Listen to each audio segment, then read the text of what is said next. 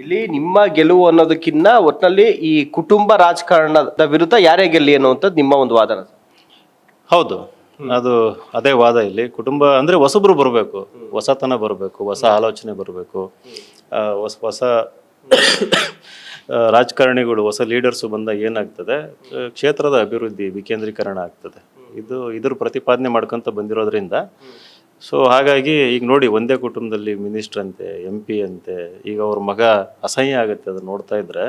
ಅಂದರೆ ಒಂಥರ ರಾಜಮನೆತನದ ಒಂದು ಏನು ದುರಹಂಕಾರ ದಬ್ಬಾಳಿಕೆ ಇರುತ್ತಲ್ಲ, ಆ ಒಂದು ಆ್ಯಟಿಟ್ಯೂಡ್ ಇದೆ ಅವ್ರ ಹತ್ರ. ಇದು ಪ್ರಜಾಪ್ರಭುತ್ವ ನಾವು ಬದುಕ್ತಾ ಇರೋಂಥದ್ದು. ಈ ನಮ್ಮದು ಪ್ರಜಾಪ್ರಭುತ್ವ ಅಲ್ಲ ಅಂದಿದ್ರೆ ಓಕೆ, ಹೆಂಗೋ ಅಡ್ಜಸ್ಟ್ ಮಾಡ್ಕೊಂಡು ಹೋಗೋದಾಗಿತ್ತು. ಬಟ್ ನಾವು ಕೊಡ್ಕೊಂಡಿರೋಂಥ ಸಂವಿಧಾನ ಅದ್ರಲ್ಲಿ ಭಾಳ ಚೆನ್ನಾಗಿ ಬರ್ದಿದ್ದೀವಿ ನಾವು. ಸಮಾನತೆ, ಯಾವುದ್ರ ಸಮಾನತೆ, ಎಲ್ಲ ಸ್ಥಾನಮಾನಗಳ ಅವಕಾಶಗಳ ಸಮಾನತೆ ಅಂತಂದು ಬೋಲ್ಡಾಗಿ ಪೀಠಿಕೆನಲ್ಲಿ ಬರೆದಿದ್ದೀವಿ. ಸ್ಥಾನಮಾನ ಮತ್ತು ಅವಕಾಶಗಳ ಸಮಾನತೆ ಅಂತಂದಾಗ ಎಲ್ಲಿ ಅವಕಾಶ ಸಮಾನತೆ ಇದೆ, ಸ್ಥಾನಮಾನಗಳ ಸಮಾನತೆ ಎಲ್ಲಿದೆ ಈ ಕ್ಷೇತ್ರದಲ್ಲಿ? ಸೊ ಹಂಗದ್ದಾಗ ಸಂವಿಧಾನಕ್ಕೆ ಮಾಡಿದಂಥ ದ್ರೋಹ ಅದು. ನಾವು ಪ್ರಜೆಗಳು, ದಾವಣಗೆರೆ ಸಿಟಿಜನ್ಸ್ ಆಗಿರ್ಬೋದು, ಕಾಮನ್ ಪೀಪಲ್ ಆಗಿರ್ಬೋದು, ನಮಗೊಂದು ಪರಮಾಧಿಕಾರ ಇದೆ ನಮಗೆ, ಅದು ಓಟ್ ಹಾಕೋಂಥದ್ದು.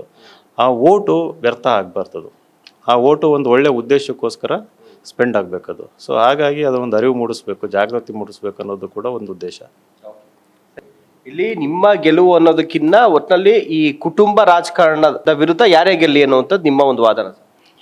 ಹೌದು, ಅದು ಅದೇ ವಾದ. ಇಲ್ಲಿ ಕುಟುಂಬ ಅಂದರೆ ಹೊಸಬ್ರು ಬರಬೇಕು, ಹೊಸತನ ಬರಬೇಕು, ಹೊಸ ಆಲೋಚನೆ ಬರಬೇಕು, ಹೊಸ ಹೊಸ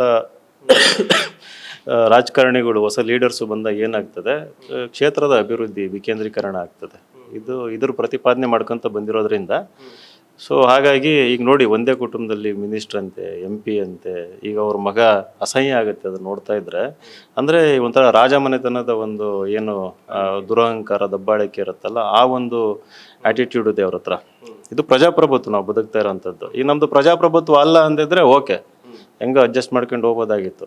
ಬಟ್ ನಾವು ಕೊಡ್ಕೊಂಡಿರೋಂಥ ಸಂವಿಧಾನ ಅದ್ರಲ್ಲಿ ಭಾಳ ಚೆನ್ನಾಗಿ ಬರ್ದಿದ್ದೀವಿ ನಾವು. ಸಮಾನತೆ, ಯಾವುದ್ರ ಸಮಾನತೆ, ಎಲ್ಲ ಸ್ಥಾನಮಾನಗಳ ಅವಕಾಶಗಳ ಸಮಾನತೆ ಅಂತಂದು ಬೋಲ್ಡಾಗಿ ಪೀಠಿಕೆನಲ್ಲಿ ಬರೆದಿದ್ದೀವಿ.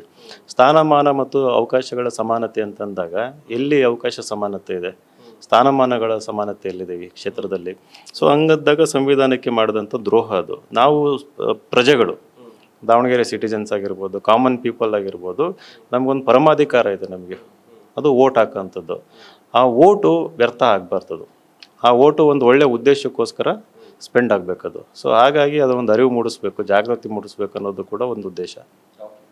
ಸೊ ಹಂಗದ್ದಾಗ ಸಂವಿಧಾನಕ್ಕೆ ಮಾಡಿದಂಥ ದ್ರೋಹ ಅದು. ನಾವು ಪ್ರಜೆಗಳು, ದಾವಣಗೆರೆ ಸಿಟಿಜನ್ಸ್ ಆಗಿರ್ಬೋದು, ಕಾಮನ್ ಪೀಪಲ್ ಆಗಿರ್ಬೋದು, ನಮಗೊಂದು ಪರಮಾಧಿಕಾರ ಇದೆ ನಮಗೆ, ಅದು ಓಟ್ ಹಾಕೋಂಥದ್ದು.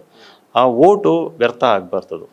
ಆ ಓಟು ಒಂದು ಒಳ್ಳೆ ಉದ್ದೇಶಕ್ಕೋಸ್ಕರ ಸ್ಪೆಂಡ್ ಆಗಬೇಕದು. ಸೊ ಹಾಗಾಗಿ ಅದೊಂದು ಅರಿವು ಮೂಡಿಸ್ಬೇಕು, ಜಾಗೃತಿ ಮೂಡಿಸ್ಬೇಕು ಅನ್ನೋದು ಕೂಡ ಒಂದು ಉದ್ದೇಶ.